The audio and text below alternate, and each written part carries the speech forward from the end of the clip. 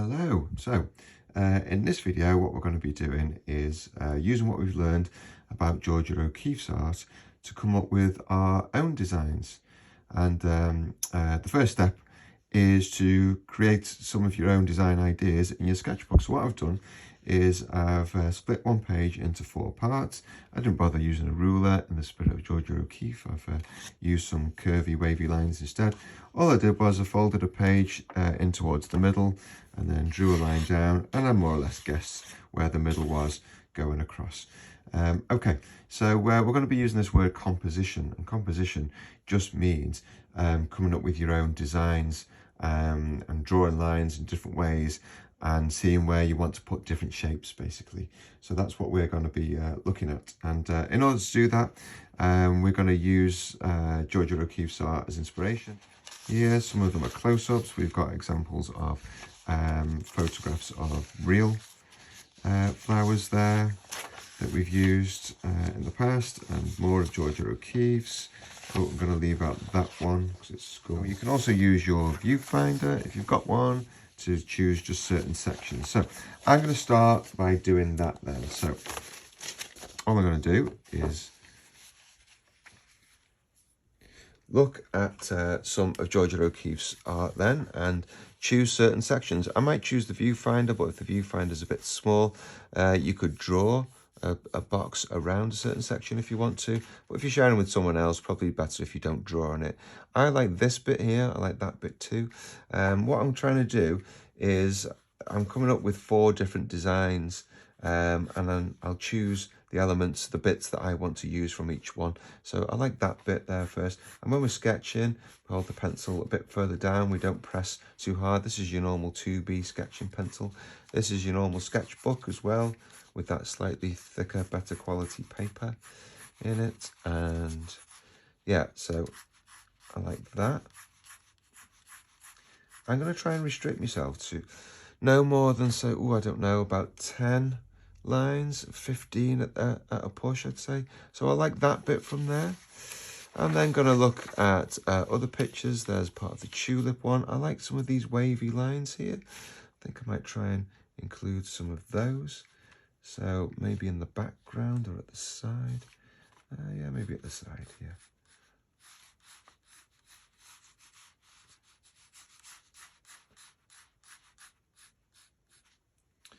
Okay.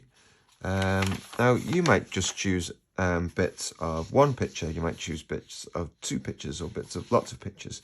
I'm just giving you a demonstration of choosing parts of lots of pictures. I like this swirly shape here, so I'm going to go for that. I'm going to get part of it to go behind that shape there, like that. And some of it will end up going behind this shape here, which reminds me of a candle flame. Okay, so I might do that. I'm trying to get these bits in as well. Okay, so I'm happy with that for my very first design. I'm just going to count the lines to show you how few there are. 1, 2, and this is 3, 4, 5, 6, 7, 8, 9, 10. Look at that, there's 10 in that, and it's quite full. And look, we need to make sure that we space our lines apart quite a bit, because if you've got things that are really close together, so these 2 bits here, these 2 lines are quite close together, it might be hard to put colour in that space. What you're going to be doing is when you come up with your design, you decided on your final design, you've had a go at doing 4 of these, you'll transfer it to an A3 sheet, which is double A4, similar quality to your sketchbook paper as well, so cartridge paper would be great. Yeah, you're gonna do that, and you'll have more space, so that shape would be bigger. So I wouldn't worry about it at this stage, but I would try and limit yourself to 10 or I'd say 15 max lines. So there's an example where I've used bits of 3 Georgia O'Keeffe pictures. You don't have to copy directly from Georgia O'Keeffe though. You can just be inspired by it and do your own shapes. But what are we looking for when we think about Georgia O'Keeffe? We're pretty much usually looking for those smooth, flowing, curved, wavy lines, aren't we? Sometimes you get some jagged ones in there in some of her artwork, so you might throw one or two of those in. Sometimes you get something that looks exactly like a flower, like some of these, and sometimes they look a little bit more abstract, like that one does, and like that one that we've used before. So you decide. So I think I'm gonna choose, I like the center of this flower here. We've looked at that in other lessons, so I think I'm gonna, yeah, use my viewfinder for my next one, and I'm gonna, yeah, choose just that shape in there of the middle of the flower. I'm gonna do it nice and big, and you can see I'm doing lots of lines because I'm sketching. I'm not pressing hard. If you press hard, then it's harder to make changes because you can always see what you've done after you've rubbed it out. Okay. So I've tried to do the middle of that bit there. I'm not too worried about whether it looks perfect or not.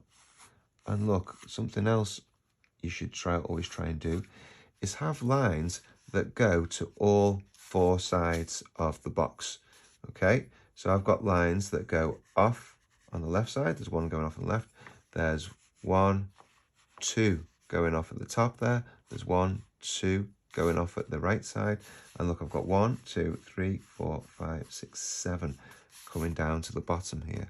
And already in this shape, I've got my lines going to the edges on the left side, the bottom, the right, and the top already. So this is already a good start. Okay, it looks quite abstract. You look at that and you don't know that it's actually the middle of a flower. Okay, so I'm gonna try and include a bit of this flower here. Oh, actually, I think I'm gonna go for a real flower now. So I'm gonna introduce some of these petals that are on here. You don't have to include the whole flower.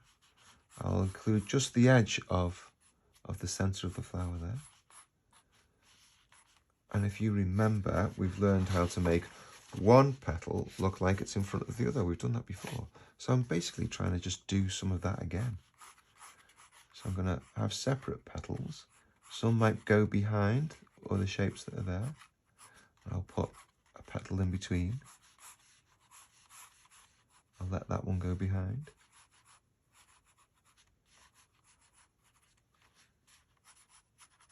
Okay, so on this one, there's quite a few more lines because I've included part of a flower, but I'm not too worried about that.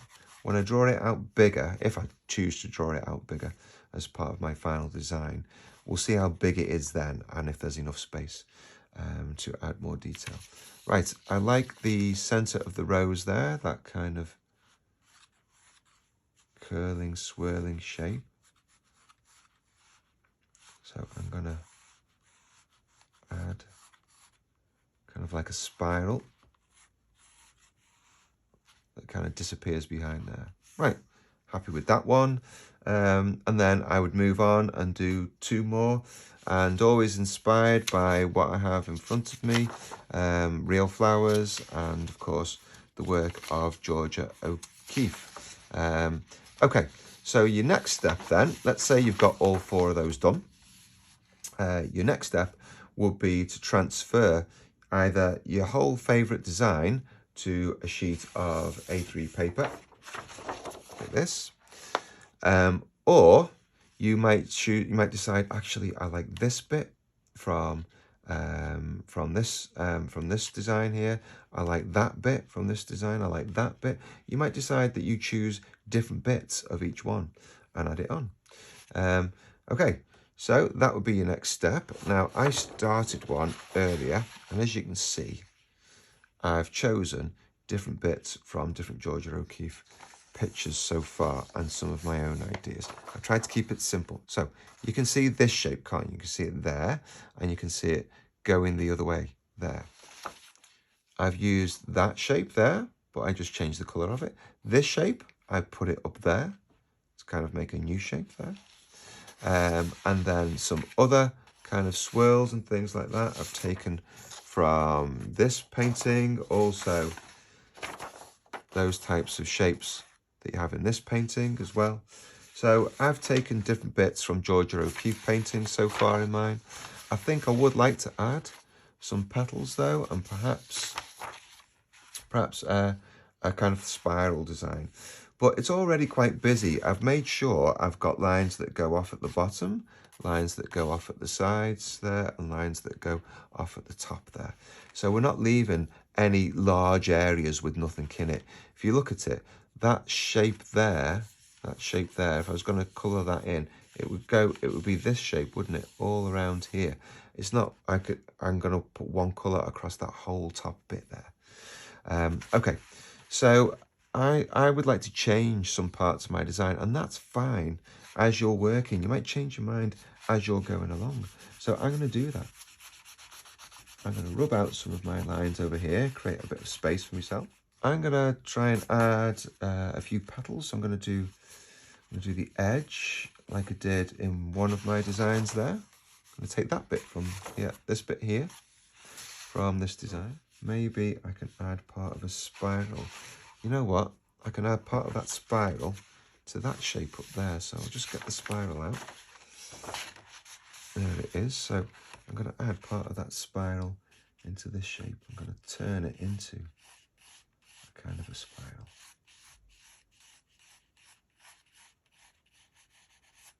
So hopefully that will end up looking like the centre of a rose. Okay, so there you go. I've made sure that I've been inspired by Georgia O'Keeffe. I've got bits that look a bit more abstract. I've got bits that look like real flowers. It'll be up to you. You can have the whole thing abstract, or the whole thing can look like real flowers. That's absolutely fine. I think it's more interesting if you've got a bit of both, to be honest. All right, so next rules then. We don't want the same colour right next to each other. If you look at how I've started here, I started with blue and a little bit of green in it. Next to that, this pinkish reddish colour. And then next to that colour, we've got green. Next to that, we've got yellow that goes into orange and red. So I'm not going to use orange and red in this shape here because it would be the same as this. So that's one of our rules. We're not. We want all these smooth flowing lines that go off at all the sides of the page there.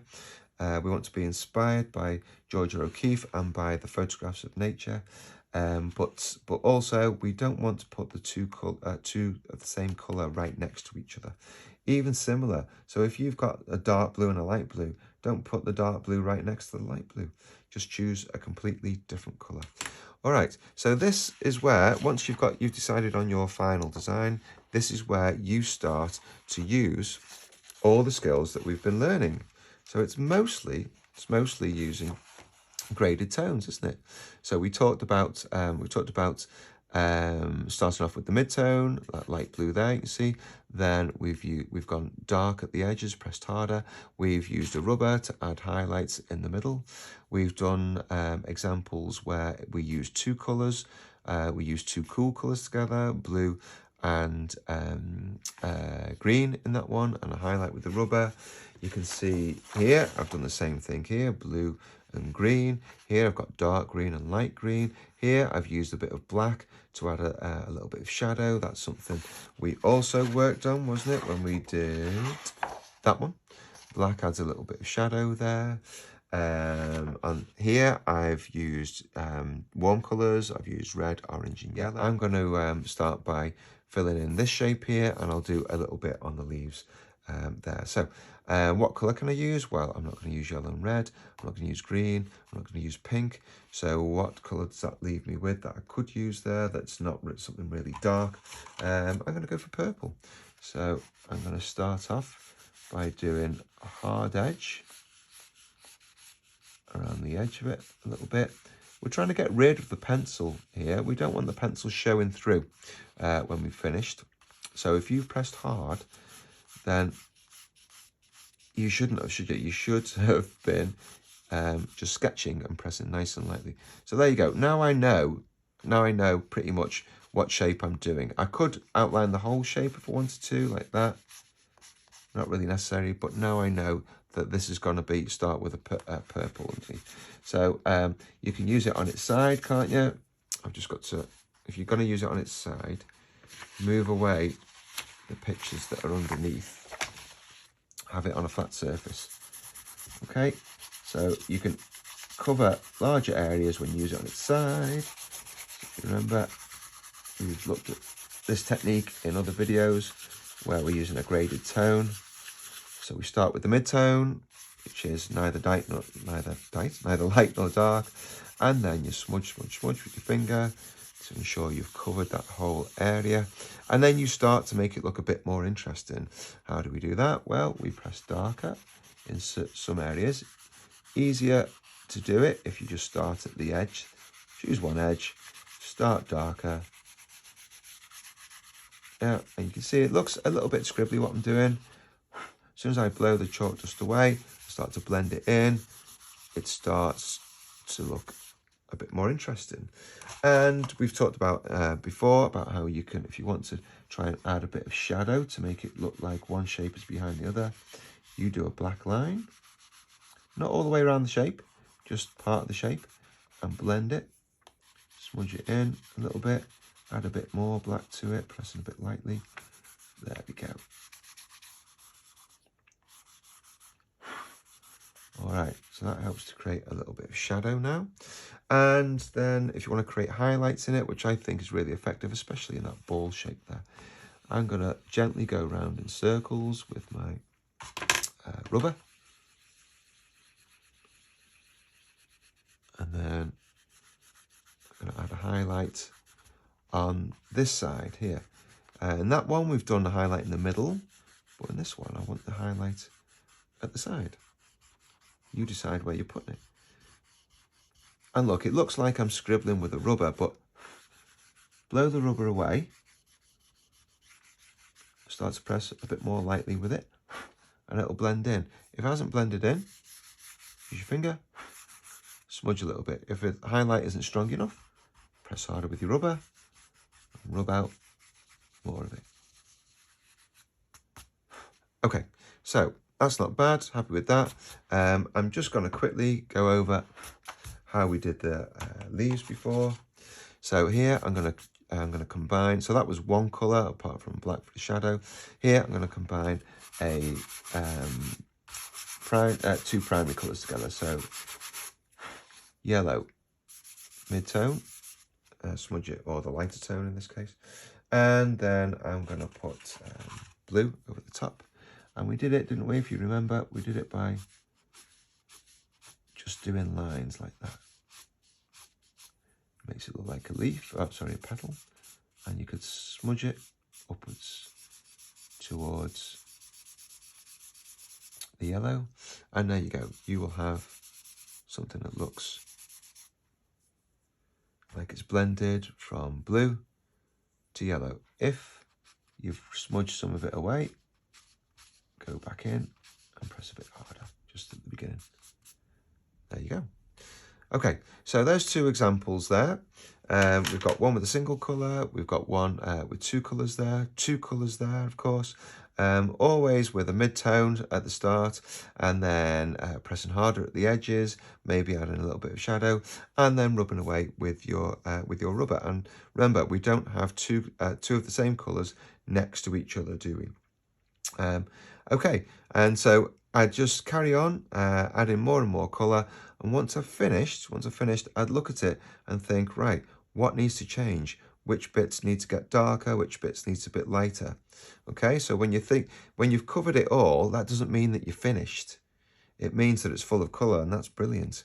But then you need to look at it and start to evaluate and think, right, where have I got some graded tones? Where does it go from dark to light? Could I add more highlights in there? Would it be more interesting if we added a little bit more shadow, for example? Okay, good luck with it. The next video, I'm hoping to be able to show lots of children's examples.